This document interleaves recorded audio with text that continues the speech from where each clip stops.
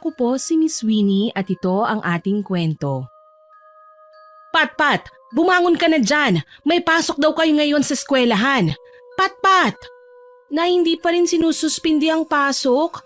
Ang lakas ng ulan kaninang madaling araw Wala nang ulan ngayon. Kaninang madaling araw lang yon.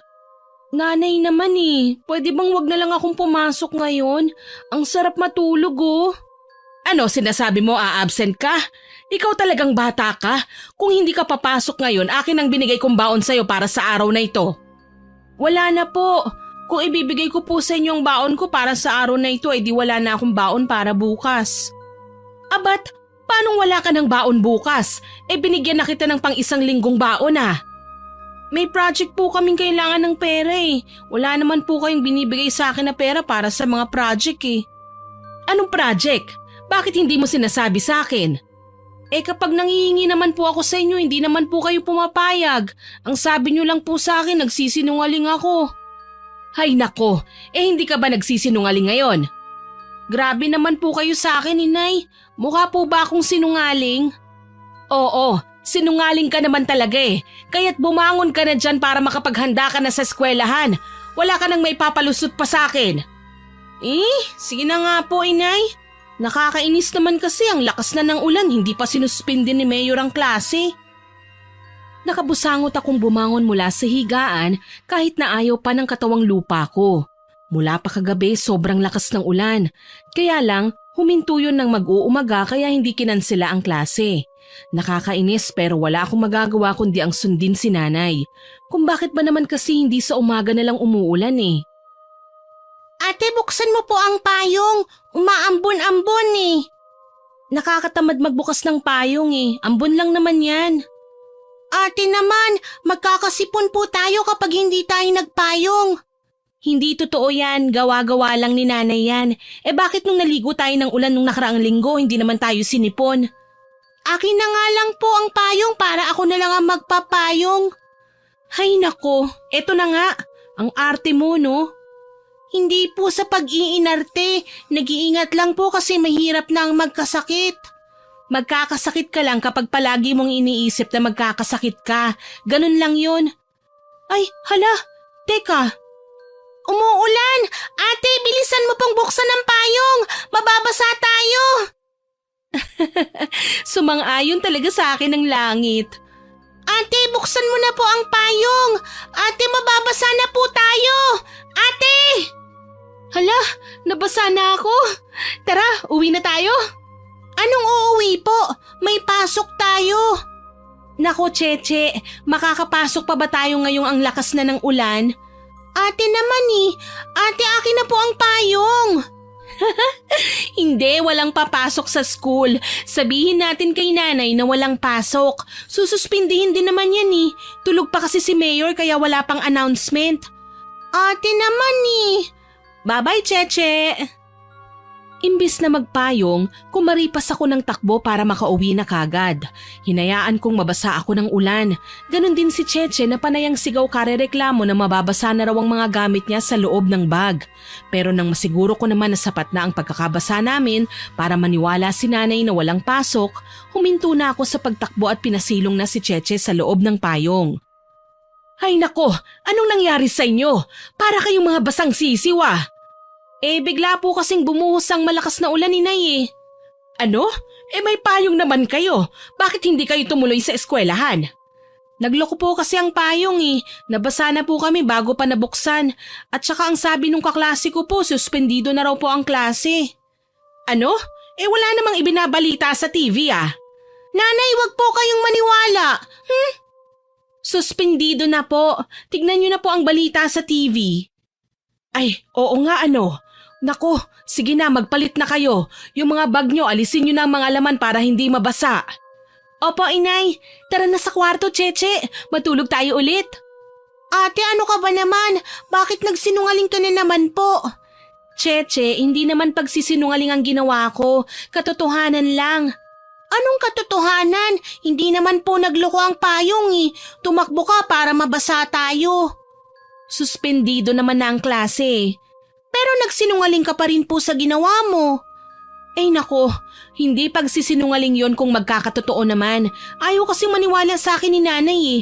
Ang lakas ng ulan, pagkatapos papapasukin tayo. Eh sigurado naman kaya hindi kagad na suspindi ni Mayor ang klase dahil tulog pa siya. Kahit na po, masama po yun. Basta, masama na kung masama. Basta ako, heto at makakatulog na ulit. Hay nako ate, liars go to hell. Di mapunta sa hell. Nye. Nakakainis. Bakit ba kasi walang pasok? Sa loob lang naman tayo ng school hindi naman tayo mababasa. Ikaw talagang bata ka? Nasobrahan ka na naman sa pagiging ulirang estudyante mo. Umayos ka nga. Matulog ka na nga lang ulit at sariwain ng magandang araw na ito. Kung ang iba takot sa ulan, ako masayang-masaya kapag umuulan. Wala kasing pasok at masarap magpagulong-gulong lang sa higaan. Hindi naman siguro kasinungalingan yung sinabi ko kay nanay. Totoo namang nagsuspinde. Hinulaan ko nga lang at tama naman ako. Pero para sa akin, mas mabuting gumamit ng tinatawag na white lies kaysa mabasa at mapahamak sa labas dahil sa ulan. Akala ko masaya kapag palaging umuulan. Kaya lang nung ilang araw nang may ulan at suspendido ang klase, nag-umpisa na akong mabore sa loob ng bahay. Sa wakas, natapos na rin ang ulan. Oh, akala ko po ba gusto mo umuulan para walang pasok ate? Wala naman akong sinabing ganun ah. Hindi sinabi niyo nga po yan ate. Kung sinabi ko nga binabawi ko na ng very light. Okay lang naman na umulan ng 1 o 2 araw. Huwag lang naman umabot ng 4 na araw no. Nakaka-boring na sa loob ng bahay. Sus, ikaw po talaga ate. Halika na nga po at malilate na tayo. Mabuti pa nga, nakakamiss din palang sigaw ng terror na teacher ko no. Hay nako ate, ewan ko po sa'yo. Siya nga pala, mauna ka nang umuwi mamaya Po, baka magalit na naman si nanay kapag hindi tayo magkasabay. Ayos lang yon. Kakausapin ko lang mamaya ang kaklase mong si Rose para isabay kanila sa pag-uwi. Ang sabihin mo kay nanay may gagawin kaming project. Ate, magsisinungaling ka na naman. Pupunta ka lang sa computer shop Cheche, makinig ka kay ate Huwag nang matigas ang ulo. Bahala ka na nga po sa buhay mo. Masyado kang sinungaling. Kapag ganyan ka ng ganyan, baka balang araw humaba ang ilong mo kagaya ng kay Pinocchio. Di humaba. Hindi naman problema sa akin kung mahaba ang ilong ko O siya, halika na sa school. Hindi na bago sa akin ang palaging nagsisinungaling. Hindi ko alam kung kailan nagsimula. Basta ang natatandaan ko lang, simula noong palagi kong hindi nakukuha ang mga bagay na gusto ko, sa tuwing nagsasabi ako ng totoo, natutunan ko ng magsinungaling. Sa ganoong paraan, mas makukuha ko ang gusto ko. Noong una nakukonsensya naman talaga ako, pero sa katagalan, unti-unti kong nakasanayan ng malaking benepisyo kapag sinungaling ka. Nang matapos ang klase pagdating ng hapon, ibinilin ko si Cheche kay Rose na anak ng kumare ni nanay. Sinabi kong isabay na si Cheche sa pag-uwi dahil may gagawin akong project sa computer shop.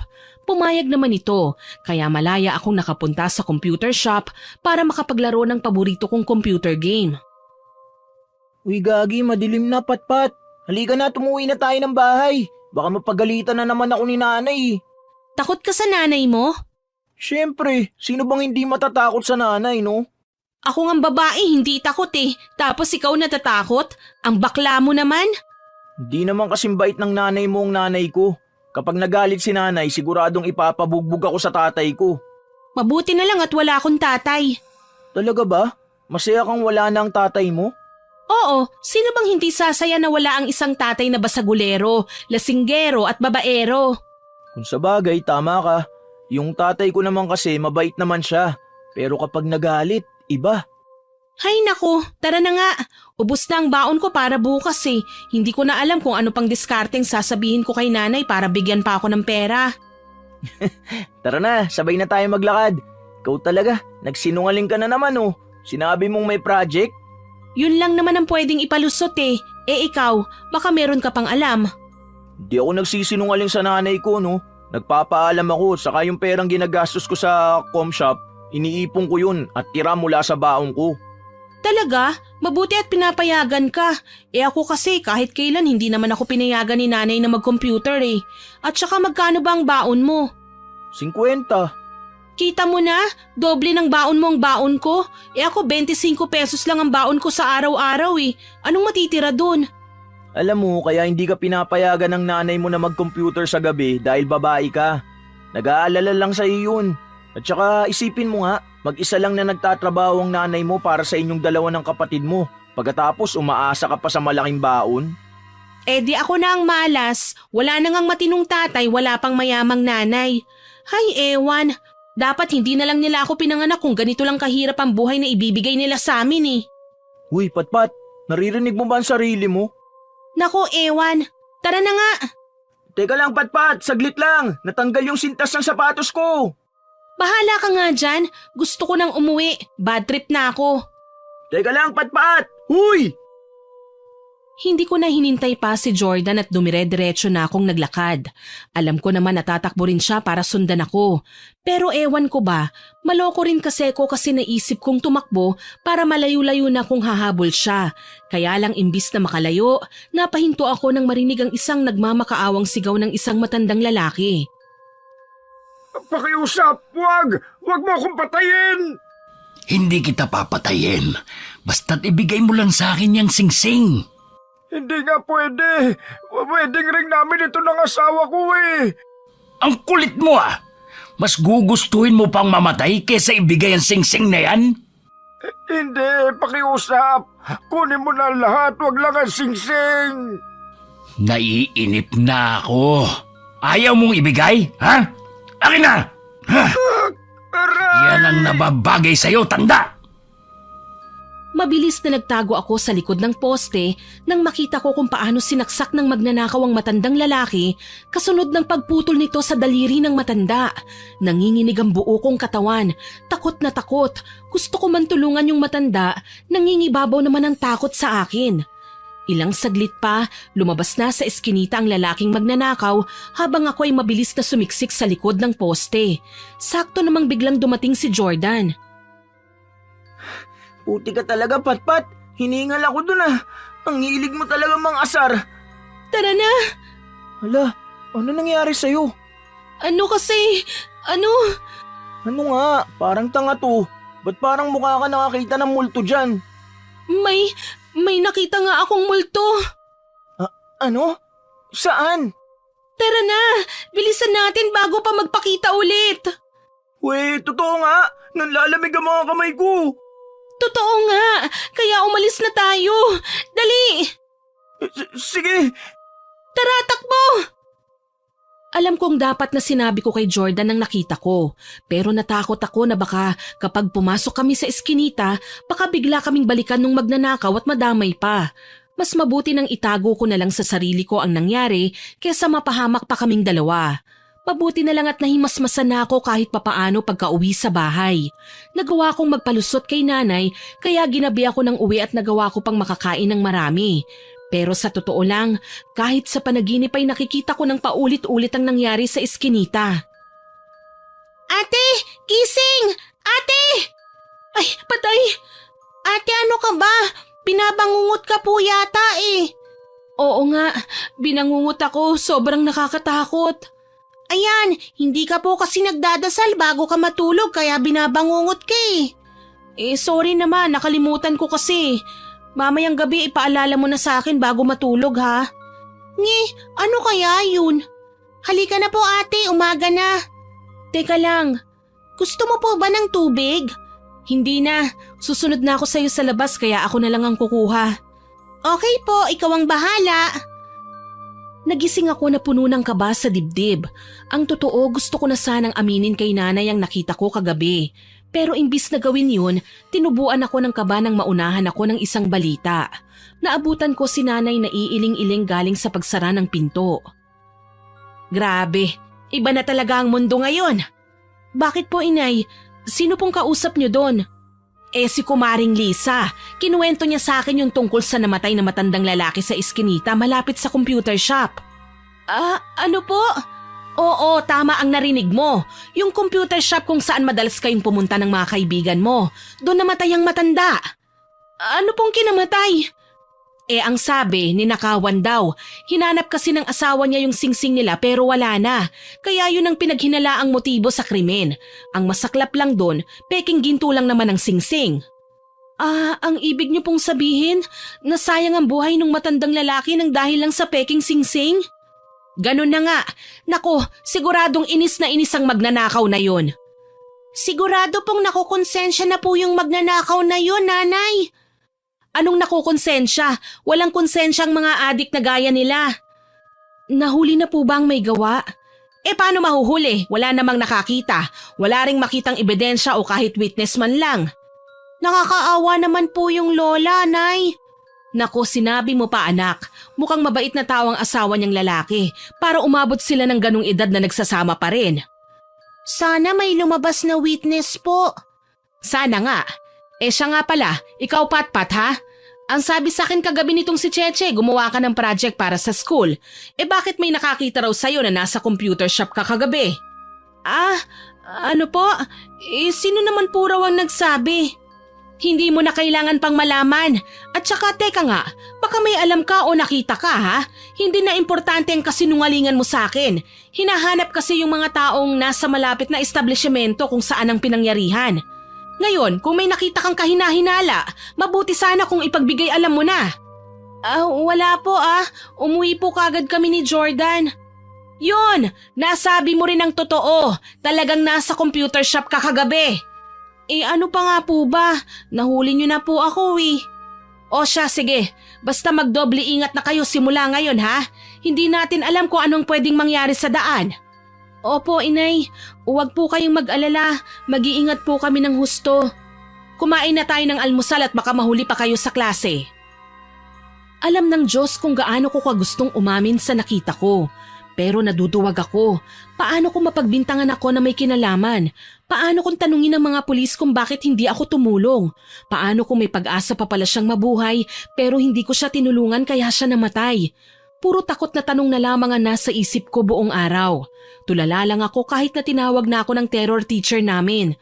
Kung hindi pa niya ako binato ng eraser, hindi pa talaga ako magbabalik sa realidad. Huy, Patpat, ano ba talaga nangyayari sa'yo ha? Para kang tanga dyan. Tulala ka mula pa kanina. Wala. Hindi lang maganda ang pakiramdam ko. Di sana nagsabi ka na kay ma'am kanina. Nabato ka patuloy ng eraser. Ayos lang. Kaya namang itolerate ang nararamdaman ko Patingin nga kung mainit ka. Hindi naman Bakit? Pwede namang sumama ang pakiramdam ko kahit na hindi ako nilalagnat Sabagay, tama ka naman dyan. Uy, alam mo ba? Yung oras na dumaan tayo sa malapit sa eskinita kung saan may pinatay na matanda, yun din yung oras na namatay siya.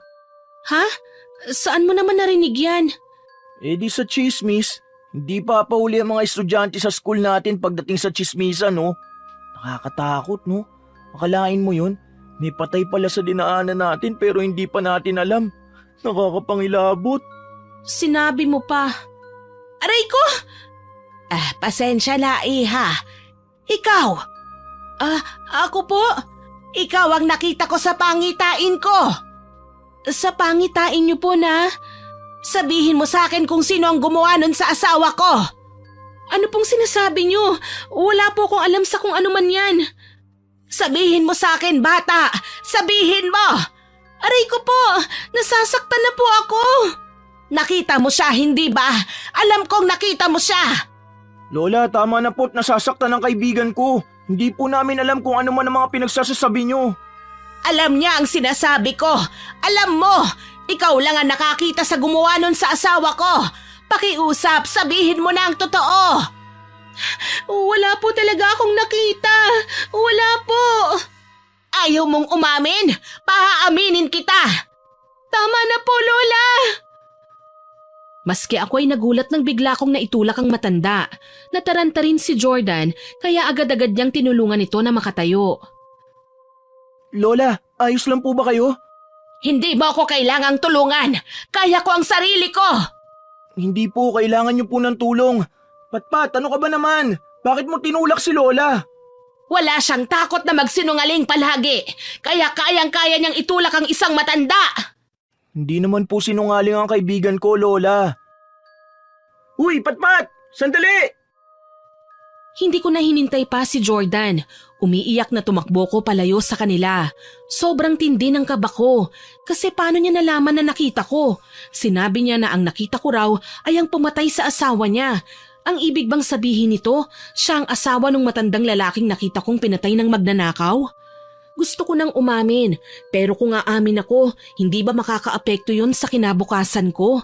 Takbo lang ako ng takbo hanggang sa makauwi ako sa bahay namin. O bakit parang hinahabol ka ng multo? Si Cheche, nasaan? Si Cheche po?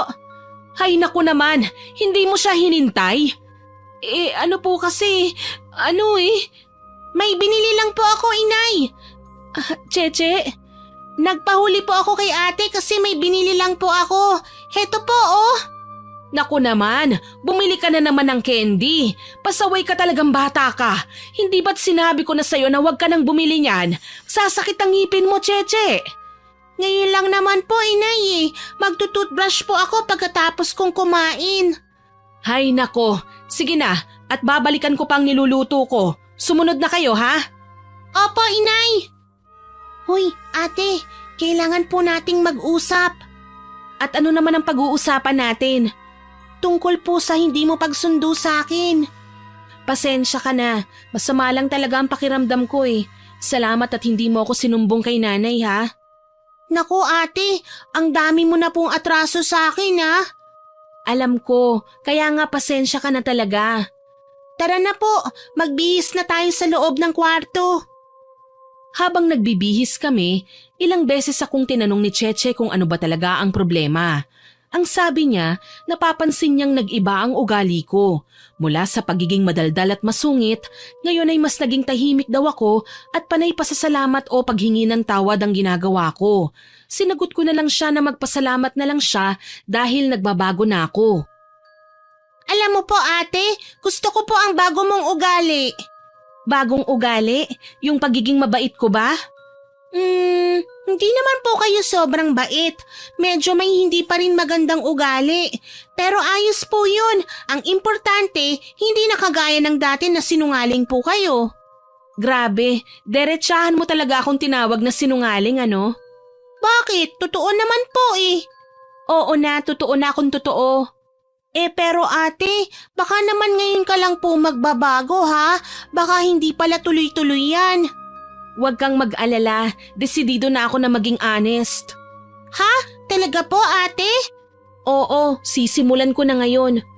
Sige na nga po ate, kung honest po talaga kayo, magsabi nga po kayo ng kasinungalingan mo. Ano? Hindi kita maintindihan ha? Ang sabi ko po, magsabi po kayo ng nagawa mong kasinungalingan pero yung totoo po talaga ang sasabihin mo. Sige. Medyo nagets ko naman yung sinabi mo kahit medyo malabo. Sige, magsasabi ako. Alam mo nung nalaman ni nanay ang tungkol sa pagkakaroon ni tatay ng kabit? Opo, bakit ate? Nauna ko nang malaman na may kabit si tatay bago pa nalaman ni nanay eh. Ano? Bakit po hindi mo sinabi kagad? Dahil natakot ako na masira ang pamilya natin. Bata pa ako noon ay nabibrainwash na ako ni tatay. Sinabi niya sa akin na kapag nalaman ni nanay na may kabit siya, maghihiwalay sila at hindi na magiging buo ang pamilya natin. Ayokong masira ang pamilya natin ng dahil sa akin. Alam mo po ate, medyo tanga ka po pala dati no? Naku, sinabi mo pa, ang tanga ko pa rin hanggang ngayon. Hindi ka na po ba magiging tanga simula ngayon? Kasi ang sabi mo magiging honest ka na eh. Nako, ang mabuti pa, matulog na tayo at maaga pa ang pasok natin bukas. Sige po ate. Desidido na talaga akong aminin kay nanay ang totoo paggising na paggising ko sa umaga. Buong gabi kong pinagnilayan ang tungkol sa bagay na yon pero nagkaroon ako ng problema. Dahil paggising ko, sumakit ng matindi ang tiyan ko.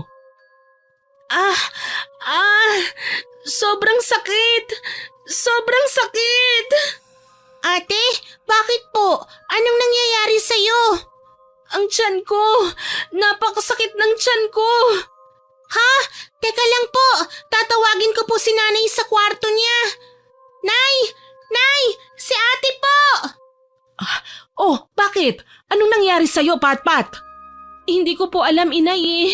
Bigla na lang pong sumakit ng matindi ang tiyan ko. Aray!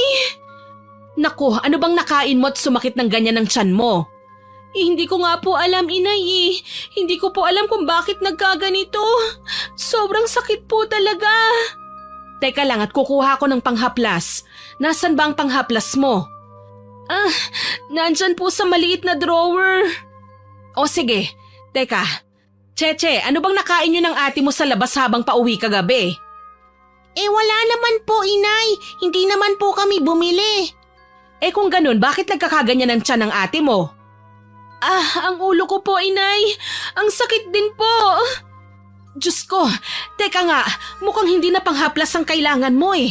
Mukhang kailangan na kitang dalhin sa ospital. Nay, hindi ko na po kaya. Sobrang sakit na po talaga. Oo, heto na. Cheche, tumawag ka ng tricycle at tutulungan ko ang ate mo na bumangon sa higaan. Opo, sige po, inay. Kinailangan pa akong tulungan ni nanay na tumayo para lang makatayo. Sobrang tindi ng sakit na nararamdaman ko. Nakakapanghina. Hirap na hirap akong kumilos kahit hanggang sa nakarating kami sa ospital. Kung ano-anong test ang ginawa sa akin para malaman lang ang sanhi ng pagkakasakit ng tiyan at ulo ko. Pero wala silang nakita. Kaya naman pinainom na lang muna ako ng pain reliever. Oh, anak, heto na ang tubig at gamot mo. Salamat po, inay. Kumusta naman ang pakiramdam mo? Medyo gumaan na po ang pakiramdam ko kahit na papaano. Hay, mabuti naman anak. Baka dala lang ng kung anong nakain mo o nainom mo. Baka nga po, inay. Kaya ikaw, iwasan mo na yung mga tuhog-tuhog sa labas ng eskwelahan, ha? Opo, inay. Kaya lang, bakit po kaya walang nakita sa mga laboratory test ko? Hindi ko nga rin talaga alam, anak. Hindi naman ako doktor eh.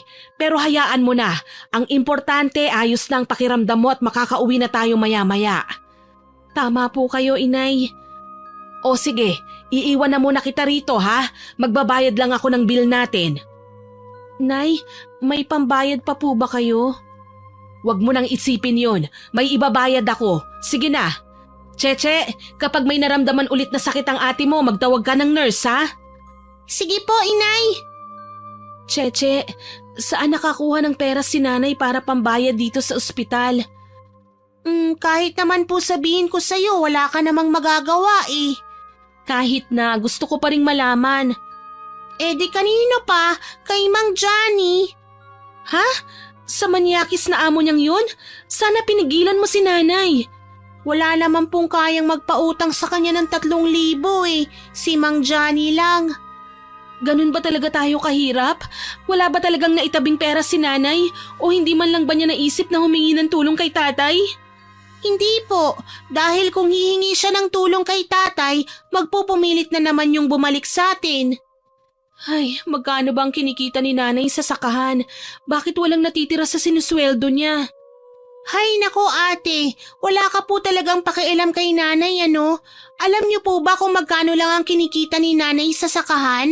200 lang isang araw. Magkano bang baon nating dalawa? Kung minsan nga po nagpapadagdag ka pa dahil lang sa kunwaring project mo. Bayad pa po sa kuryente at tubig pati na ang ulam natin at bigas. Mas malaki pa nga ang utang ni nanay kesa sa kinikita niya sa isang araw eh. Bakit hindi ko alam? Kasi po ayaw niyo pong alamin. Tila nadurog ang puso ko nang matuklasan yon kay Cheche. Buong akala ko malaki ang sweldo ni nanay sa sakahan dahil kahit kailan ay hindi siya nagreklamo sa mga gastusin sa bahay namin. Narealize ko na maling-mali ang ginawa kong paggastos ng baon ko sa maling paraan. Akala ko talaga ayos lang kay nanay. Nang makauwi na kami sa bahay, naging maayos na ang pakiramdam ko. Akala ko ayos na, pero ang inakala kong maayos na, magsisimula pa lang pala nang magising ako ng 3:00 ng madaling araw dahil sa isang panaginip. Ate! Ate gising! Binabangungot ka na naman! Cheche, yung matanda! Yung matanda! Sino po bang matanda, ate? Yung hindi ko tinulungan, nagmamakaawa siya. Kailangan ko siyang tulungan. Ate, teka! Saan ka po pupunta? Nanay! Si ate po tumatakbo! Wala sa sariling lumabas ako ng kwarto pagkatapos ay nagulat na lang ako nang makita kong nasa iskinita na ako kung saan ako mismo nakatayo nang masaksihan ko ang pangyayari. Umulit ang eksena kasunod nun ay ang biglang paglitaw ng matandang lalaking duguan sa mismong harapan ko. Nanlalaki ang mga mata niya at paulit-ulit na sinasabing tulungan ko siya. Habang tumatanggi ako ng paulit-ulit, hinawakan niya ako sa magkabilang balikat at inalog ng inalog. Hanggang sa muling pagkurap ko, nakita ko si nanay na nag-aalalang nakatingin sa akin. Patpat! Patpat! Anak! Anong nangyayari sa'yo, anak? Inay! Nay! May nagawa po akong masama! Nay! Patpat! Anong nangyayari? Nasusuka po ako! Diyos ko, anak ko! Ano yung mga buhok na yung sinuka mo? O Diyos ko, mahabaging langit! Inay, ang kati-kati ng lalamunan ko at saka pakiramdam ko po may mga gumagapang po sa loob ng tiyan ko. Diyos ko, ano bang nangyayari sa'yo, anak? Hindi ko po alam, Inay. Imbis na makasagot pa ako kay nanay, tuloy-tuloy ako nagsuka ng mga buhok. Napakakati ng lalamunan ko. Hirap na hirap ako dahil halos hindi humihinto ang pagsusuka ko. Hanggang sa tuluyan akong nanghina at bumagsak na sa sahig. Imbis na magpahinga na sa bahay, dinala ako ulit ni nanay sa ospital at muling nagsagawa ng mga test ang mga doktor. Pero nasasayang lang ang binabayad natin sa kanila na pera. Wala naman silang masabing sagot sa nangyayari sa'yo. Ang sabi baka hilig mo raw kumain ng sarili mong buhok, kaya ka nagsuka ng buhok kanina. Ginagawa mo ba talaga yon, anak? Nay, hindi po ako kumakain ng buhok. Yan din nga ang sinabi ko sa doktor na nakausap ko kanina eh. Pero ang sinagot niya lang sa akin, baka raw hindi ko lang nakikita ang ginagawa mo. Anak, magsabi ka nga ng totoo sa akin. Talaga bang hindi mo kinakain ang mga buhok mo? Hindi po talaga, Inay. At bakit naman ako kakain ng buhok? Nasa matinong pag-iisip pa naman po ako. Hay, buwisit na mga doktor yan. Lilipat tayo ng ospital. Pero wala na po kayong pera, Inay. Huwag mong isipin ang tungkol sa pera. Basta malaman lang natin kung ano ba talaga ang sakit mo. Kailangan malaman natin yan para magamot. Huwag na po kayong humingi ng tulong kay Mang Johnny.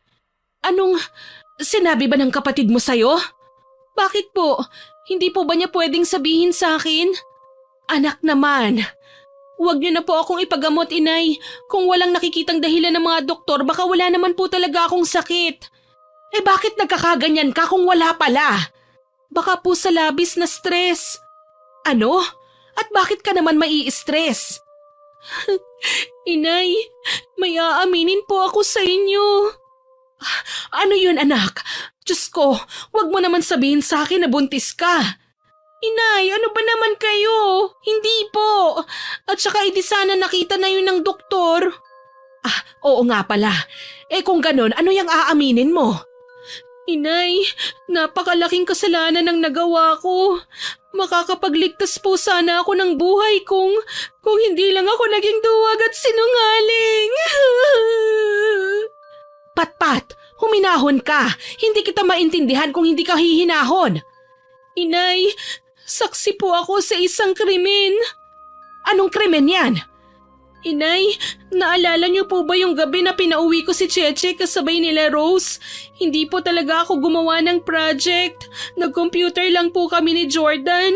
Tapos nung pauwi na kami, narinig ko pong may nagmamakaawang matandang lalaki. Tapos po, nung sumilip ako sa eskinita, nakita ko pang pinagsasaksak siya ng magnanakaw. Ano ka mo? Diyos ko, Patpat, bakit ngayon mo lang sinabi ang lahat ng yan? Natakot po kasi ko eh. Baka po kapag nagsumbong ako, baka po hindi nila mahuli ang magnanakaw at ako po ang balikan niya para gantihan. Ikaw talagang bata ka. Bakit hindi mo man lang sinabi sa akin? Ako ang nanay mo. Dapat sinasabi mo sa akin ang lahat ng mga nangyayari sa'yo. Ilang beses ko na bang sinabi sa'yo na masama ang magsinungaling, pero paulit-ulit mong ginagawa. Nanay, ano pong gagawin ko? Pupunta tayo sa estasyon ng pulis. Sasabihin natin ang lahat ng mga nakita mo. At saka, yung mukha ng magnanakaw, nakita mo ba? Opo, pero hindi ko po siya kilala.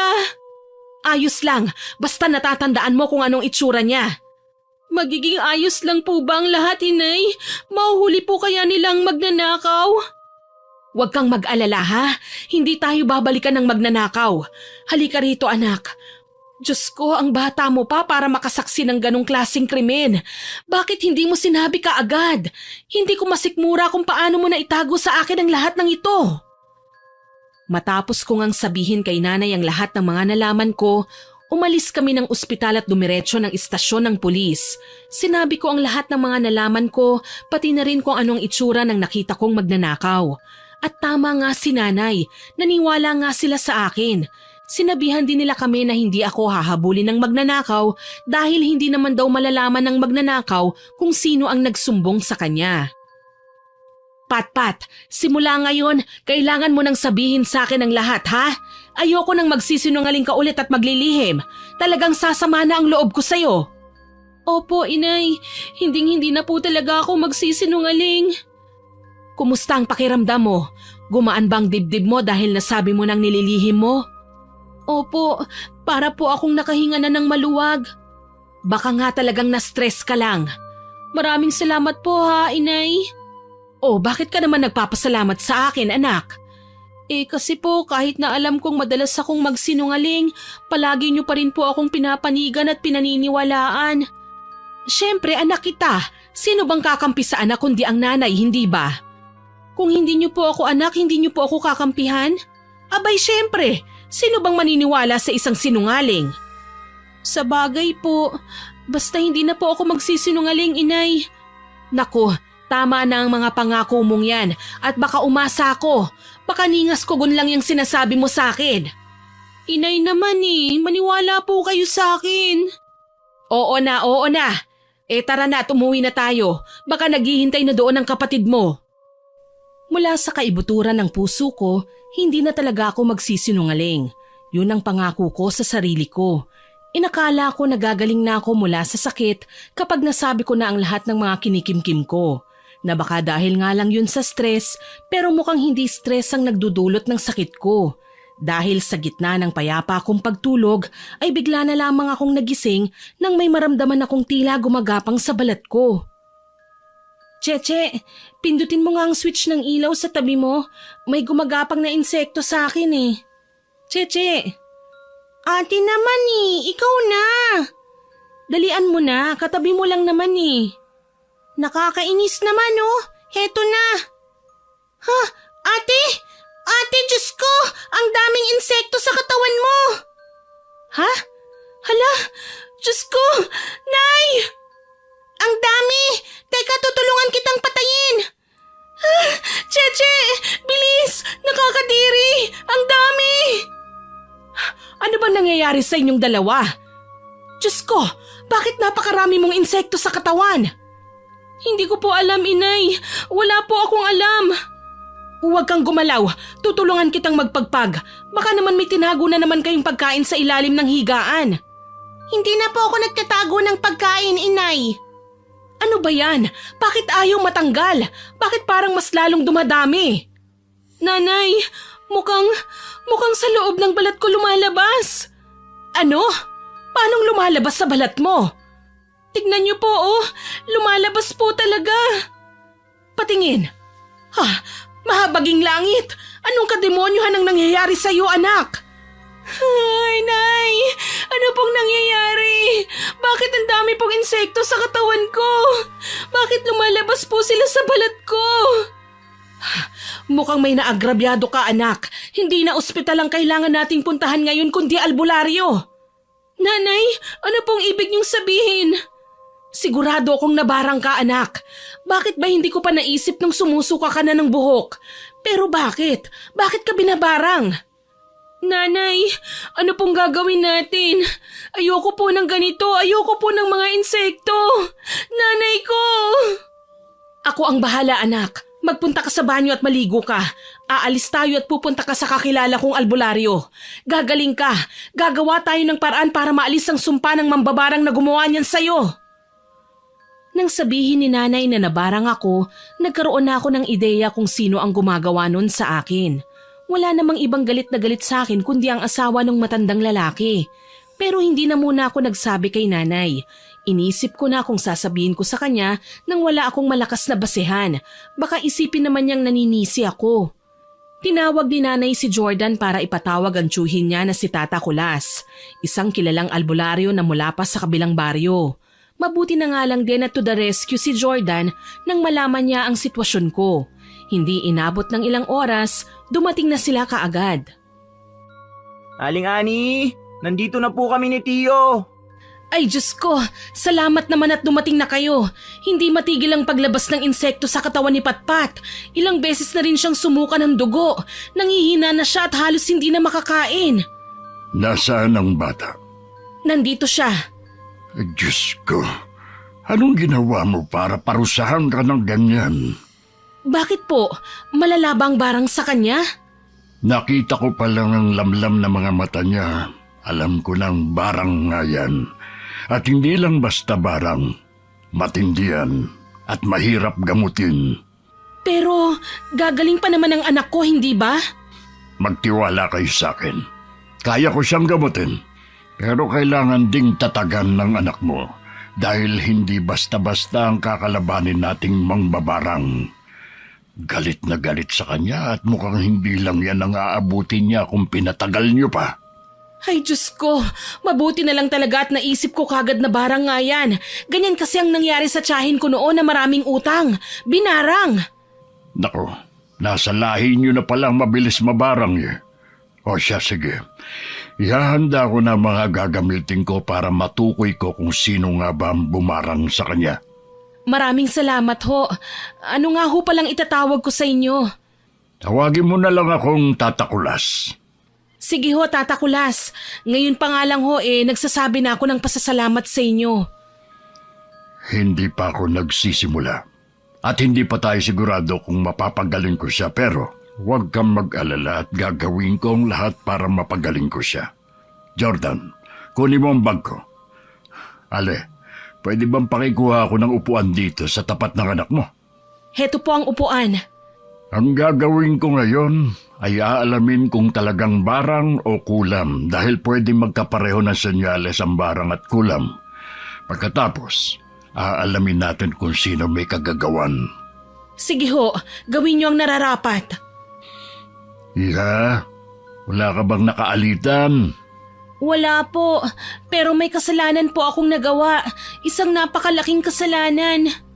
Kung ganon, sabihin mo na sa akin ang tungkol dyan ngayon pa lang. Gusto kong maging tapat ka sa akin sa lahat ng itatanong ko sa iyo.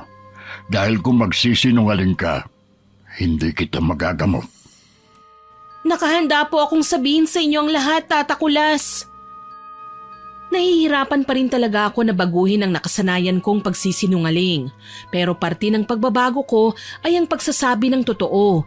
Kaya kahit na mahirap, sinabi ko sa kanya ang lahat habang kumukuha siya ng salamin at kandila. Hindi ko alam kung ano ang gamit ng salamin at kandila na yon, pero habang nagsasalita ako, nakatabi siya sa akin habang nakatingin kami pareho sa salamin. Nasabi mo na ba ang lahat sa akin? Wala ka bang iniwang kahit na anong detalye? Opo, nasabi ko na po sa inyong lahat. Mabuti kung ganon. Narinig na ng bumarang sa iyo ang lahat ng pagkakamaling nagawa mo. Pero mukhang hindi yan ang dahilan kung bakit kanya binarang. Kung ganon, ano po? Dalawa ang bumabarang sa iyo, Iha. Kaya maghanda ka dahil siguradong umpisa pa lang yan ang mga mararanasan mo. Balak nilang pahirapan ka ng husto hanggang sa ikamatay mo. Ay Diyos ko, wala silang awa. Bata lang ang anak ko. Buhay ang nawala sa kanila. Kaya gusto nilang buhay rin ang mawala. Natatakot lang naman po ako na baka pati ako madamay. Hindi nga po ako nadamay pero ganito naman po ang ginawa nila sa akin. At saka hindi ko naman po pinatay yung matandang lalaki. Hindi mo nga siya pinatay pero namatay naman siya dahil hinayaan mo siya. Kung humingi ka ng tulong o tinulungan mo siya, buhay pa sana siya ngayon. Yan ang gustong ipahiwatig ng bumabarang sa'yo. Yung bumabarang po ba sa akin yung asawa niya pong babae? Oo, siya nga. Kung ganun, sino po yung isa? Yung matandang lalaking namatay. Paano niya po ako nababarang kung patay na siya? May kakayahan pa rin mambarang ang namatay ng mambabarang, lalo na kung hindi pa natatahimik ang kaluluwa nila. Bata lang ang anak ko. Yang mambabarang na yan, walang konsiderasyon. Menor de edad ang anak ko, ano bang alam niya dyan? Ani, walang pinipili ang mga hindi marunong magpatawad. Ang mag-asawang ito, pambabarang na ang kinabuhay nila sa maraming taon at hindi sila mangingiming mambarang para sa sarili nila. Kung ganon, gawin mo na ang lahat para gumaling ang anak ko, Tata Kulas. Gawin mo ang lahat, nakikiusap ako. Gagawin ko ang makakaya ko. Ay sa ngayon, mukhang hindi natin mapapakiusapan ang espiritu ng bumabarang sa kanya. Kaya ang gagawin natin ay ang unang lunas. Maghanda ka ng uling, Jordan. Sige po, Tiyo Kulas. Ito muna ang inumin mo. Nilagang bayabas yan para pang-alis na mga natira pang inilagay ng mambabarang sa tiyan mo. Sa oras na inumin mo ang halamang gamot na yan, mararamdaman mo ang pagkulo ng tiyan mo at isusuka mo lahat. Sige ho, Tata Kulas. Pakiantabayanan, Ani. Kumuha ka ng timbang pangsalo ng lahat ng isusuka niya at magpakulo ka ng luya para ipainom sa kanya pagkatapos. Sige ho, Tata Kulas. Sinimulan na nga ni Tata Kulas ang ritual. Nang inumin ko ang halamang gamot na ibinigay niya sa akin, isinuka ko ang lahat ng kung ano-anong nasa loob ng tiyan ko. May mga nakakadiring ipis, alupihan, at kung ano-ano pang insekto. Hindi lang yon, may kasama ring mga buhok, pako at bato. Kaya pala may kasama na ring dugo ang mga sinusuka ko at talaga namang nakakapangilabot. Tata Kulas, hindi ba ikamamatay ng anak ko kung sumuka na siya ng ganyan karaming dugo? Kaya kailangan niya ng mga masusustansyang pagkain na mabisang pampadagdag ng dugo. Dahil siguradong ganyan na mangyayari sa kanya. Paano naman siya makakakain kung ganyan nga ang kalagayan niya? Isinusuka niya lang din ang lahat. Ako ang bahala. Bibigyan ko siya ng halamang gamot na makakatulong magpabalik ng gana niya sa pagkain. Sige ho, Tata Kulas. Sa ngayon, nawala na ang sakit ng tiyan niya dahil nawala na ang mga inilagay sa tiyan niya. Naalis ko na, pero hindi natin alam kung hindi na ulit sila naglalagay. Kaya dapat palagi niyong suot itong anting-anting na binigay ko sa kanya. Sisiguruhin ko pong hindi niya huhubarin ng kwintas. Ay sige, aasahan ko yan. Siya, aalis na ako para makapagpahinga ka na, Iha. Maraming salamat po sa tulong. Tatagan mo ang sarili mo. Mahaba-haba pa ang mga araw na aalisin natin ang barang sa katawan mo. Gagawin ko po. Mag-iingat kayo. Kayo rin po, Tata Kulas. Ihatid ko na po kayo, Tiyo. Naku, hindi na. Bantayan mo na lang muna sila rito. Ipapaalam kita sa nanay at tatay mo. Kailangan ni Ani ng kaagapay dito. Hindi niya kakayanin kung bata lang ang kasama niya. Sige o, Tiyo. Handa ko naman pong alagaan at bantayan si Patpat. Yan ang gusto ko sa iyo eh. Siya, alis na ako. Sige o, Tiyo. Jordan, maraming salamat sa pananatili mo rito para samahan kami ni Patpat, ha? Wala pong problema. Kaibigan ko naman po si Patpat eh. Siya, sige. Magluluto lang ako ng masarap na sabaw para sa atin at para na rin kay Patpat. Kailangan niya ng lakas. Sige o, ipapainom ko na muna po itong ginawang tsaa na dahon ng Maria para ganaan siyang kumain. Sige, kung yan ang kailangan gawin. Patpat, medyo mapait lang to pero tiisin mo para sa ikagaganda ng pakiramdam mo. Oo naman, iinumin ko yan kahit ano pang lasa. Eto. Ay, sobrang pait naman ang lasa nito. Akala ko ba inumin mo kahit ano pang lasa? Ininom ko naman eh. Nag-react lang ako sa lasa. Ang pait pala talaga. Sabi ko kasi sa'yo eh. Salamat, Jordan, ha? Hala, bakit ka naman nagpapasalamat? Para sa pagtulong mo sa akin ngayon, alam ko na alam mo na ngayon na sinungaling ako at nakakahiya talaga. Alam ko naman yun dati pa. Palagi kang nagsisinungaling sa akin eh. Hindi ka nati-turn off sa akin kahit ganon? Hindi, kaibigan kita kaya wala sa akin yun. Minsan nagsisinungaling din naman ako sa'yo eh. Tulad ng ano? Secret, walang clue. Naku, wag na nga natin pag-usapan yun. Basta ngayon alam mo na hindi maganda ang sobra-sobrang pagsisinungaling. Kaya nga eh. Baka nakakalimutan mo may uubusin ka pang gamot. Ay, oo nga pala. Ngayong nararanasan ko ito, doon ko na-realize kung gaano kabuti ang mga taong nasa paligid ko. Sa aming lahat, ako lang pala ang may masamang pag-uugali. Tinulungan ni Jordan si nanay sa ilang mga gawain sa bahay, lalo na ng pag-aalaga sa akin. May mga pagkakataon na nagsusuka pa rin ako at nahihilo. Natutumba rin dahil nga sa dami ng isinuka ko. Kinagabihan, nang matulog na kami, bumalik na naman ang bangungot na naranasan ko. Paulit-ulit akong ibinabalik sa eksena kung saan ninanakawan at sinasaksak ang matandang lalaki. Hindi ko alam kung ilang beses yon, basta't nagising na lamang ako nang may umuyog-yog sa akin. Patpat! Patpat, gising! Tama na po! Tama na! Patpat, gumising ka na! Panaginip lang yan! Ayoko na, Jordan! Napapagod na ako! Kailangan mong kayanin, ano ka ba? Hindi na siya umaalis sa isip ko.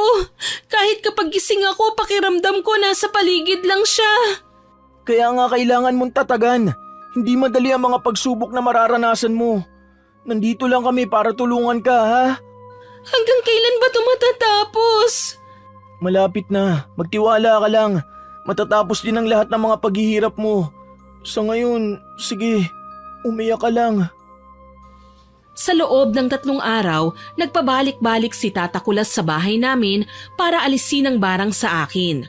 May mga pagkakataon na sumusuka pa rin ako ng pako, mga insekto at kung ano-ano pa. At may mga pagkakataon na binabangungot naman ako o nag-halusinate at kung ano-ano ang nakikita ko. Pero ang lahat ng yun ay ginamot ni Tata Kulas. Magaling siya, kahit hindi mabilis na proseso, nagawa niyang unti-unti akong pagalingin. Hanggang sa tuluyan na ngang nawala ang barang. Wala na. Sa wakas, natanggal ko na ang barang sa katawan mo. Talaga ho? Oo, talagang wala na ang barang sa katawan mo. Natutuwa ako na kinaya mo lahat kahit na mahirap. Ang tatag mong bata. Maraming salamat po, Tata Kulas. Akala ko po talaga wala nang pag-asa eh.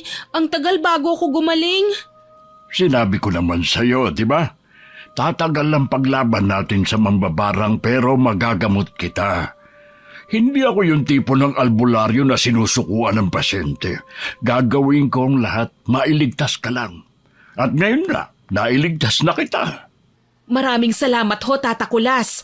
Ano po bang maibabayad ko sa inyo para naman po makabawi kami sa lahat ng tulong na naibigay niyo sa amin? Naku, hindi niyo kailangang magbayad. Mag-donate lang kayo sa simbahan, ayos na. Ay, huwag niyo nang ipaabot sa akin at baka maakit lang akong gastusin. Sobrang laki talaga ng pasasalamat ko sa iyo. Kung hindi dahil sa inyo, kung ibang albularyo ang tumingin sa anak ko, baka hindi na siya gumaling pa dahil sa tindi ng mga naranasan niya. Hindi na. Trabaho ko ito na bigay sa akin ng Diyos. Nay, may kumakatok po, pero wala naman pong tao pagbukas ko.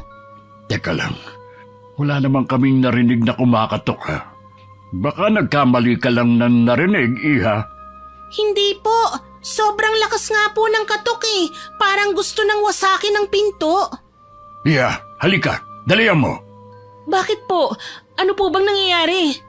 Basta't lumapit ka sa akin. Nagtataka man sa iniutos sa akin ni Tata Kulas, lumapit pa rin ako sa kanya pero bago ko pa man maabot ang kamay niya, nabigla ako nang may humablot sa kabila kong kamay.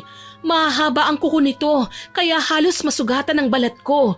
At nang lingunin ko kung sino yon, laking gulat ko nang makita ang matandang babaeng asawa ng namatay na matandang lalaki. Buhay ang kinuha! Buhay rin ang kapalit! Ha? Nanay! Hindi ako makakapayag na mamuhay ka pa ng payhapa. Dapat lang na mabarang ang mga sinungaling na kagaya mo.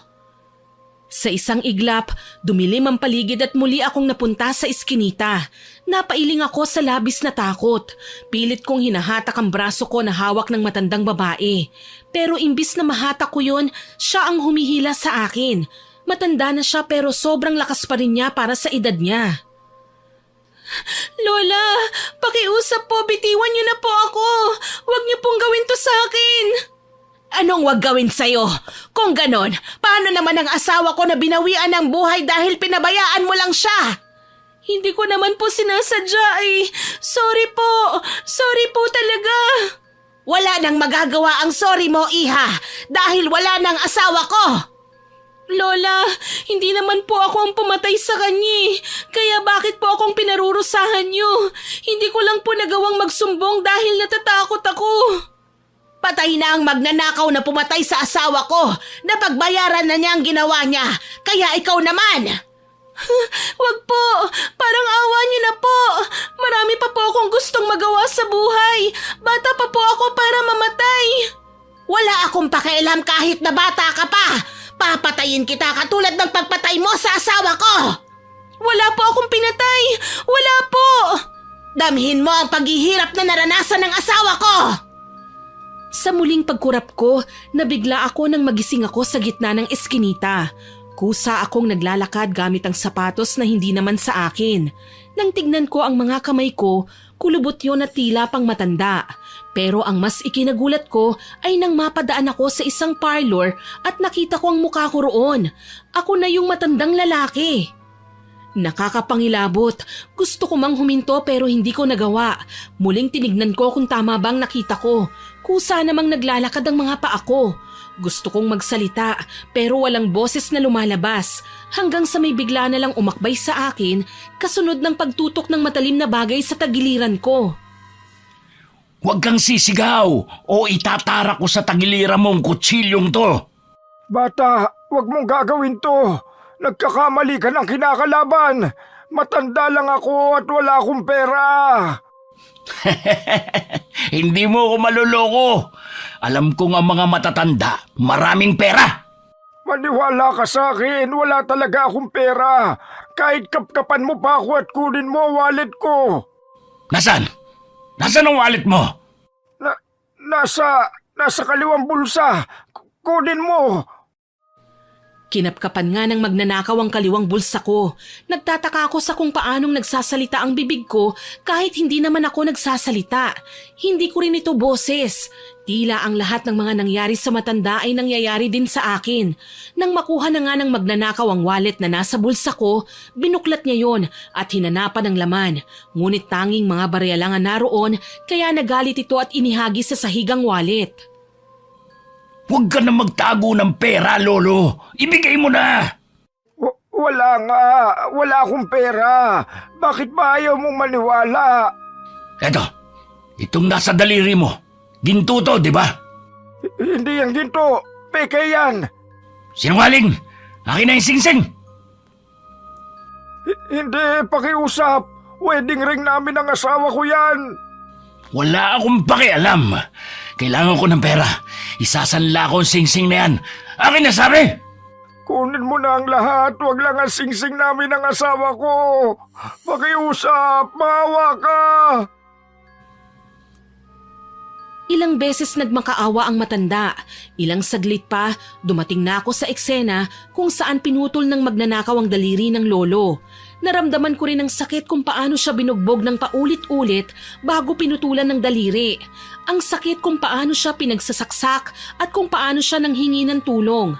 Naroon ako, nakita kong tumakbo lang kami ni Jordan mula sa malayo.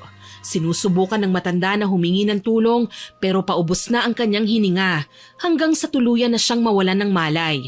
Nang imulat ko ang mga mata ko, kaharap ko na ulit ang matandang babaeng asawa ng lolo. Nanlilisik ang mga mata niya habang ako ay umiiyak na. Kasalanan ko po ang pagkamatay niya.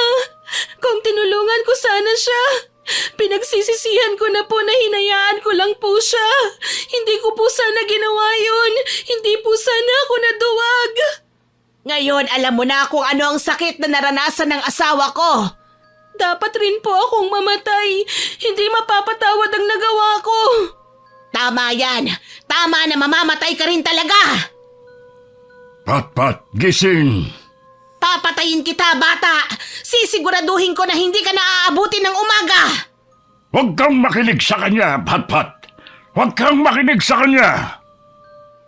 Dahil sa sigaw ni Tata Kulas, nagising ako sa tila panaginip na nangyari sa akin. Nakita ko silang lahat na nakatingin sa akin na puno ng pag-aalala. Patpat, ayos ka lang ba? Ano nangyari? Bakit bigla ka na lang natulala? Dapat akong mamatay. Tiyo, may nangyayari ng masama sa kanya.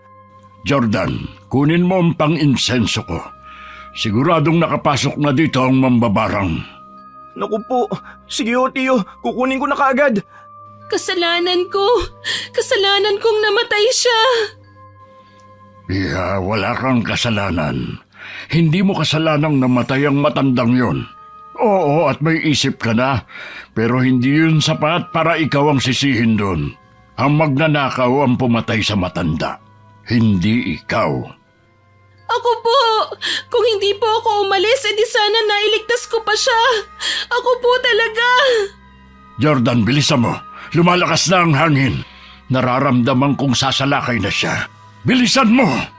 Ito na po, Tata Kulas. Mabuti at may baga pang ilang uling. Muling nag-insenso si Tata Kulas habang nagpapatay-sindi ang mga ilaw.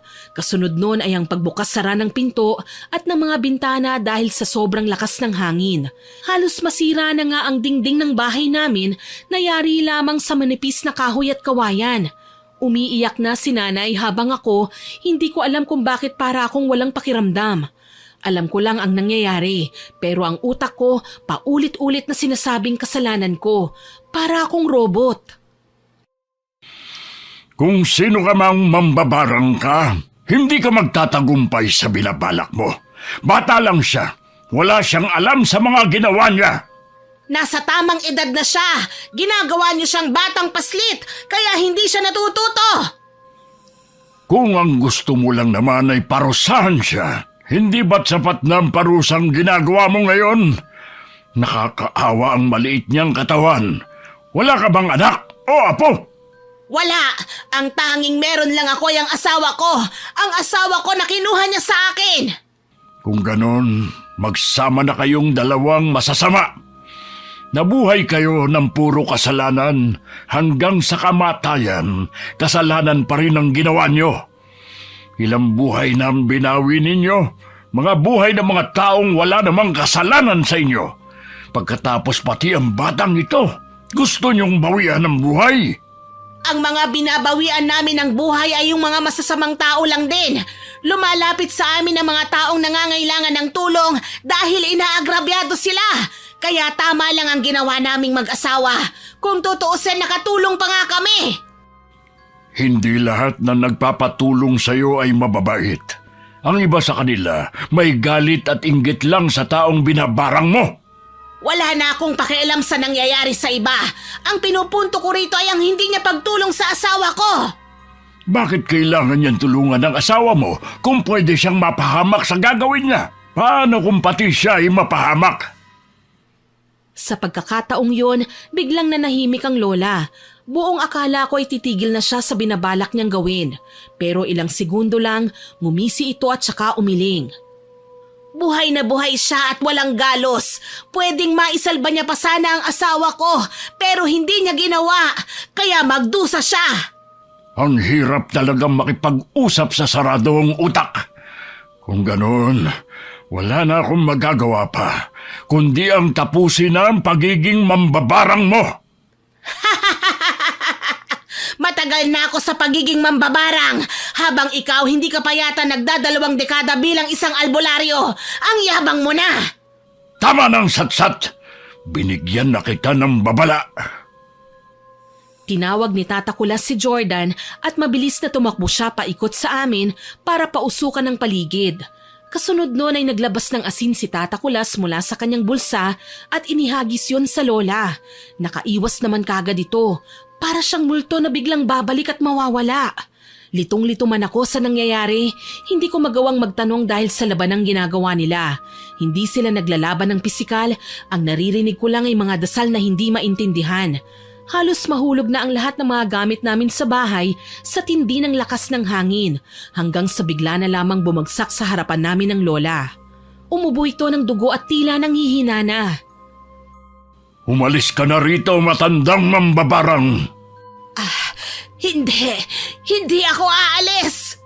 Kung hindi ka aalis, pwede kaming tumawag ng pulis para sabihin trespassing ka sa bahay na ito. Patayin mo na lang ako. Wala na rin akong kapangyarihan. Ang asawa ko lang at pambabarang ang meron ako. Pasensya ka na pero hindi ako kagaya nyo. Hindi ako pumapatay ng tao. Nagpupumilit siyang patayin na lang daw siya, pero nanindigan si Tata Kulas na hindi niya yun gagawin. Ang tanging nagawa niya lang ay ang tumawag ng mga pulis para paalisin ang lola. Ipakulong natin siya para hindi na siya gumawa pa ng paraan para maibalik ang kakayahan niyang mambarang. Huwag na po, Tata Kulas. Sa tingin ko po, sapat nang nawalan siya ng kapangyarihan. Hindi niya na po siguro sisikapin pa na mabawi yun. Masyado na siyang matanda. Sigurado ka ba, Iha? Kasi ikaw lang din ang kawawa sa oras na balikan kanya. Hindi niya na po siguro ako babalikan. Kung tama nga po ang hinala niyo, nandyan naman po kayo para gamutin ako, hindi ba? Naku, napakabait mong bata. Kahit napakasama na ng ginawa sa'yo ng matandang yon na muntik mo nang ikamatay, talagang pinagtatanggol mo pa rin. Hindi po ako mabait. Kung mabait po ako, edi sana hindi niya ako binarang. Natutunan ko lang po ang mga aral sa lahat ng mga nangyari sa akin. Sa bagay, ang importante naman talaga ay natuto ka. Tata Kulas, maraming salamat sa pagpapagaling mo sa anak ko, ha? Magdodonate kami ng anak ko sa simbahan at magsisimba na rin kami tuwing linggo. Magandang balita yan, Nani. Kung hindi ka nagpapabayad, siguro ayos na kung pupunta ka rito sa tuwing iimbitahan kita para makakain ka ng luto ko. Ayos lang ba yun, Tata Kulas? Aba, ayos na ayos. Simula nung mamatay ang asawa ko, hindi na ako nakakain ng lutong bahay. Hindi kasi ako marunong magluto eh. Sige ho, basta't iimbitahan kita kung sakaling masarap ang ulam namin. Ang lahat ay tila masamang bangungot na lang sa tuwing naaalala ko ang mga nangyari. Mahirap magbago, mula sa pagiging sinungaling hanggang sa pagiging isang matapat na tao.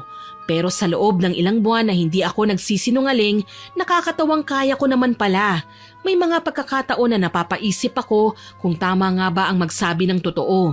Pero sa huli, pinipili kong maging tapat bilang pangako ko na rin sa sarili ko. Patpat! Oh, Jordan! Pwede ka ba ngayong hapon? Bakit? Saan tayo pupunta? Sa computer shop. Matagal-tagal na nung huling naglaro tayo eh. Namimiss na kitang kalaro. Pasensya ka na, pero wala akong pera na pang computer ngayon eh. Naku, yun lang ba? Walang problema. Ililibre kita. Hindi na, nakatoka rin kasi ako na magluto ng hapunan namin ngayong gabi. Alam mo na, para may oras na makapagpahinga kagad si nanay pagdating niya galing sa trabaho. Nagbago ka na nga talaga. Hindi na ikaw yung patpat na walang pakialam sa nanay niya. Alam mo, proud ako sa'yo. Salamat sa pagiging proud mo sa akin. Ang ibig bang sabihin yan, hindi na tayo magko-computer? Kasi ulirang anak ka na? Pwede naman siguro pero kapag walang pasok. Kaya lang, yun kung may pera ako ha. Kasi yung mga natitirang baon ko, itinatabi ko para kung sakaling may project tayo, magagawan ko ng paraan ng hindi na humihingi ng pera kay nanay. Grabe, ikaw na talaga ang nagbago, Patpat. O siya sige, kapag walang pasok tapos nakapagpaalam ka na maayos kay Aling Ani, sumama ka ha. Libre na lang kita. Yan talaga ang gusto ko. Ikaw talaga oh. Sasabay na lang ako sa inyo ni Cheche sa pag-uwi. O sige, kung ayos lang naman sa'yo na dadaanan ko pa siya sa school niya doon sa kabilang tawid. Sus, yun lang naman pala eh. Tara na, akayin pa kita. Jordan, teka. Oh, bakit para kang nakakita ng multo dyan? Nakikita mo ba ang nakikita ko? Ha? Ang alin? Saan? Yung matandang babae na papalapit sa atin. Nakikilala mo pa ba siya? Patpat, halika, bilisan mo, tumalis na tayo. Baka saktan ka na naman yan. Pero kailangan kong sunduin si Cheche eh. Masasaktan ka kung pipilitin mo salubungin ng matandang yan. Tara na, bago pa niya tayo mapansin, dali. Kung bakit ba kasi hindi ka pa pumayag sa pahayo ni Tiyo na ipakulong yan eh. May takot pa tuloy tayo. Naaawa lang ako sa kanya. Naawa ka pagtapos ng ginawa niya sa'yo? Naaawa ko dahil namatayan na siya ng asawa. Natanggalan pa siya ng kapangyarihan pagkatapos ipakukulong ko pa. Sa bagay, tama ka. Mga bata, saglit lang! Naku, yan na nga. Nahabol na tayo. Hindi ko kayo sasaktan. May kailangan lang akong sabihin. Pakiusap. Teka lang, Jordan. Huwag na tayong tumakbo. Huwag ka na naniniwala sa kanya. Baka saktan tayo niyan. Hindi, wala na siyang kapangyarihan, hindi ba? Hindi na niya ako masasaktan pa. Teka lang, Patpat. Ano ka ba? Lola, ano pong sasabihin mo sa akin? Ay, salamat at hinintuan mo ko. Akala ko hindi mo na ako papansinin. Matagal na kitang inaabangan sa harap ng eskwelahan, pero hindi kita matsyempohan. Teka lang po, Lola. Baka naman po kung anong gawin niyo sa kaibigan ko. Wala akong gagawin sa kanya, maniwala ka sa akin. Alam kong naging masama ako sa mga ginawa ko sa kanya, kaya nga gusto ko sanang humingi ng tawad. Hihingi po kayo ng tawad? Totoo po bang sinasabi niyo? Oo, sana. Hindi ko hihingin sa'yo na patawarin mo ko dahil masyadong mabigat ang nagawa kong kasalanan sa'yo, Iha. Pero sana, makonsidera mo balang araw kung ano ang dahilan kung bakit ko yun nagawa. Naku, Lola. Walang konsiderasyon ang ginawa niyo kay Patpat. Paano kung namatay siya? Alam ko, Iho. Kaya pasensya na talaga. Pasensya na, Iha. Akma niya sana akong hahawakan sa may braso pero imbis na gawin yun, iniwas niya ang kamay niya sa akin tsaka ngumiti at nagpatuloy na sa paglalakad palayo sa akin. Gusto ko sana siyang tawagin at muling kausapin pero kaagad akong pinigilan ni Jordan. Patpat, ano ka ba? Huwag mo sabihin naawa ka sa kanya. Ikaw ba, hindi ka ba naaawa sa kanya? Di siya nakakaawa. Nung makita ko siya, naalala ko kung paano ka naghirap sa pambabarang na ginawa niya sa'yo. Alam ko, Jordan, pero masyado na siyang matanda.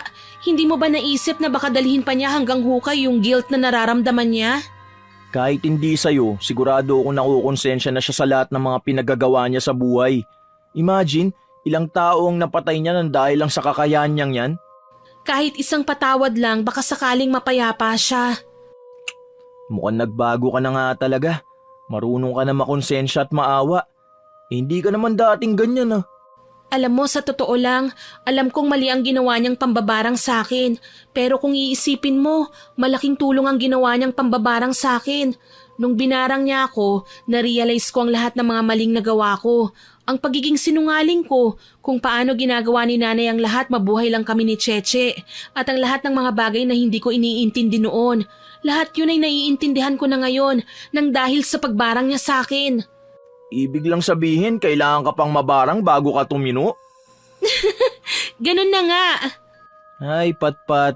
Gusto sana kitang sabayan dyan sa trip mo eh, pero ang hirap din.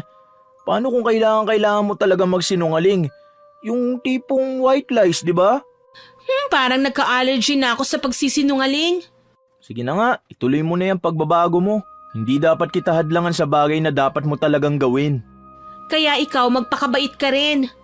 Naku, nadamay pa nga. Ate! Ate, ang tagal mo! Hala, nakalimutan na natin si Cheche.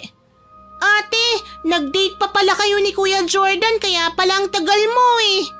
Ha? Anong date ang sinasabi mo dyan? Ikaw talaga? Eh bakit kayo magkasama? Sabi ko na nga ba may something po talaga sa inyong dalawa eh. Oy, Cheche, manginig ka sa mga sinasabi mo ah. Parang kapatid na nga ang turing ko dyan kay Jordan eh. Aray, parang kapatid lang daw po, Kuya Jordan. Nagulat ako nang hindi nag-react si Jordan sa sinabi ni Cheche. Bumusangot lamang siya. Ewan ko kung ako lang bang nakapansin pero mukha siyang na-disappoint sa sinabi ko. Pero imbis na isipin ko pa yon ng husto, ipinagkibit balikat ko na lamang. Pagkarating ng bahay, nagluto kaagad ako ng hapunan namin. Kagaya ng inaasahan ko, masaya si nanay nang makitang nakapagluto na pagdating niya. Kahit hindi perpekto ang luto ko, ang importante raw ay sinubukan ko. Noong gabing yon, isang panaginip ang bumulabog sa akin sa kalagitnaan ng gabi. Nang imulat ko ang mga mata ko, naroon na naman ako sa eskinita. Kaagad akong nataranta. Natakot ako na baka binabarang na naman ako ng matandang babae. Pinilit kong gumising. Sinampal-sampal ko ang sarili ko pero natigilan ako nang may narinig akong pamilyar na boses. Iha, huwag kang matakot. Pakiusap, huwag niyo na po ako ulit babarangin. Hindi kita babarangin, Iha. Kung ganoon, bakit po nandito ako? Bakit po nandito na naman ako sa lugar na ito? Dahil dito lang kita kayang papuntahin, Iha. Nandito pa rin ako. Hindi ako makaalis dahil nasa impyerno ako kung saan pinagbabayaran ko ang lahat ng mga nagawa ko nung nabubuhay pa ako. Bakit niyo po ba ako dinala rito? Pakiusap, maayos na po ang buhay ko. Gusto ko pa pong mabuhay ng matiwasay. Hindi kita sasaktan. Ang gusto ko lang sana ay humingi ng tawad sa lahat ng nagawa ko at ng asawa ko. Kinausap niyo po ba ang asawa niyo? Dahil pareho kayo ng sinasabi. Oo, at pareho naming napagtanto ang mga maling ginawa namin sa nakaraan. Mali ang maging mambabarang. Mali ang pumatay ng mga taong wala namang kaugnayan sa amin para sa pera. Nang dahil sa iyo, napagtanto namin ang mga yon at ngayon ay pinagbabayaran na namin. Hindi ko po kayo kagad na mapapatawad. Muntik na po akong mamatay. Alam ko, gusto ko lang sabihin na alisin mo na ang konsensyang nararamdaman mo sa dibdib mo, Iha. Alam kong nariyan pa rin ang konsensyang nararamdaman mo dahil sa hindi mo ko tinulungan. Pero tama ang albularyo.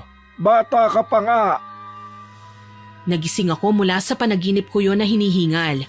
Pagmulat ko ng mga mata, umaga na at tumitilaok na ang manok.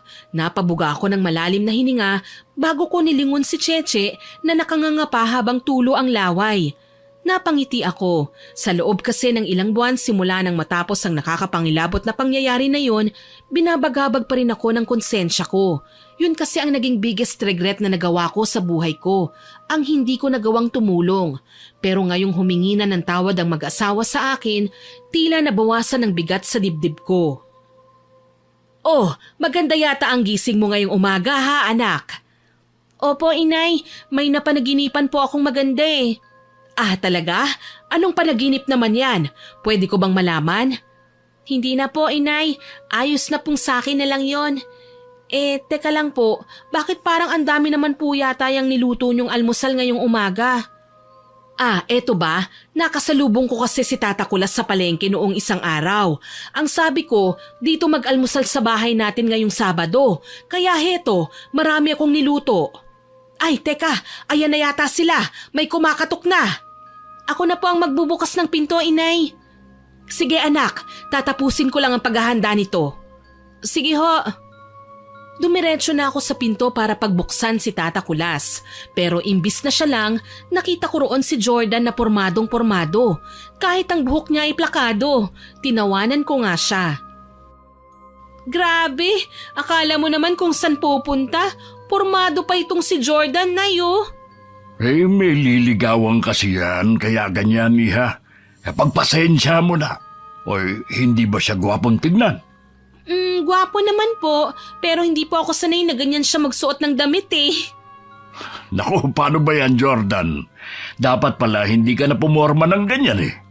Bakit po? Sino bang liligawan niya? Ay, naku, abayawan ko sa batang yan. Siya ang tanungin mo. Oy Jordan ha, wala kang sinasabi sa akin, may nililigawan ka na pala. Ay nako, mamaya na kayo magkwentuhan dyan at lumalamig na ang pagkain. Masarap ito ng bagong luto. Aba, mabuti pa nga at hindi pa ako kumakain eh. Tara na sa loob, Jordan.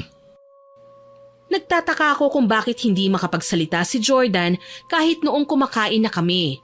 Tahimik lang siya habang kaming lahat ay nagkukwentuhan ng kung ano-ano. Hanggang sa napunta nga kay Jordan ang usapan at nagkaroon na bigla ng tuksuhan. Pagkatapos ba ng almusal, didiretso ka na sa bahay ng nililigawan mo ha, Jordan? Hindi po. Uuwi na po ako pagkatapos. Ha? Ang sabi ng tiyo mo, aakyat ka pa raw ng ligaw. Masyado kasing torpe tong pamangking ko eh. Mukhang kinakabahan pa siyang umamin. Ano?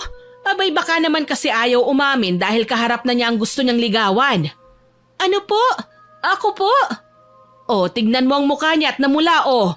Ay sus, ang cute ng muka. Nanay naman eh, huwag niyo po kaming tuksuhin at baka biglang magkatotoo. Bakit? Bawal ba? Ano ka mo, Jordan? Wala. Ang ibig mo bang sabihin, ako talaga ang gusto mo? At oo nga po, ako talaga ang gusto ni Jordan. Hindi ako makapaniwala na may gusto talaga siya sa akin noong aminin niya yon. Para kasing hindi seryoso, lalo na at almusal, kaharap pa namin si nanay. Hindi ko inakala na ganun siya kaseryoso sa akin. Kaya ang ending, ilang beses ko siyang binasted. Hindi naging kami dahil kaibigan lang talaga ang turing ko kay Jordan. Naging tapat ako sa kanya hanggang sa makahanap na nga siya ng tunay na magmamahal sa kanya at ganun din naman ako. Hanggang ngayon ay magkaibigan pa rin po kami. Pero may mga boundaries na lang dahil hindi maganda at baka pag-isipan pa ng masama ng parehong partners namin. Hanggang dito na lang po ang kwento ko at sana kinapulutan po ng aral ang karanasan ko na huwag magsisinungaling. Sana po ay nagustuhan niyo ang ibinahagi kong kwento. Pero hindi pa po tayo tapos dahil oras na para sa ating shoutout. Shoutout po kay Miss Vina Abule from Ilocos Norte, kay Miss Marilu Basis, kay Ma'am Rosal Mendoza from London, kay Miss Mari Feberinia, kay Ma'am Abby Silvestre, kay Joy France at MJ ng Uptown at sa supervisor po nilang si Miss Anna May na magbe-birthday. Advance happy birthday po, ma'am. Sa mga boss daw po ni Sir Marco Nanes na sina Kuya Ruel, Ate Myra at Myrel Jam from Amira Boxes Handicraft. Shoutout din po kay Miss Rika at sa mga office mates niya na adik daw pong makinig ng stories natin. Sina Alma, Marian, Beth, Sheila, Rose at Lourdes. Salamat po sa pakikinig ninyo. Sa Team Gaminil Francisco, hello po sa inyo dyan. Sana lagi po kayong may signal para mapapakinggan niyo po ang mga stories natin. Hello din po sa Lay Tailoring from Guimaras, kay Ma'am Jenny Galang from Bulacan, kay Ma'am Annalisa Alpas na nag-comment sa pinahirapang magkapatid upload. Ang sabi po niya, nakaranas din daw po siya dati na kulamin dahil sa kasamaan at inggit. Pero gumaling na raw po siya sa tulong ng albularyo. Nako ma'am, ang mahalaga po nalaman po ninyo ang pagkakamali nyo at naging mabuti na at binago ang sarili. Tama po yan. Shoutout din po kay Elinton Silvestre from New York, USA, kay Sir George Ativo at sa asawa niyang si Crispina Navales. Hello din po kay Ma'am Cassie Barcelona, kay Ma'am Lorena Morate from Albay na nagsabing ang ganda raw po ng boses ko. Naku, salamat po ma'am. Ang mga ganyang papuri po ay talagang nakakataba ng puso. Kay Ansky na lagi daw pong nag-aabang ng upload natin. Kay JJ at Micah Sanchez from Italy, kay Annie Kessner na new subscriber po natin. Ganon din po kay Mama Kil Gomonit na new follower daw po natin. Salamat po sa pagsusubscribe ninyo. Shoutout din po kay Ma'am Melissa Del Rio o sa Madam Oragon Vlog. Lagi daw po siyang nakikinig sa stories natin. Salamat po. Kay Ma'am Adela Lee na isa pong senior na nakikinig sa atin. Salamat po ma'am at libangan po ninyo ang makinig sa mga stories natin.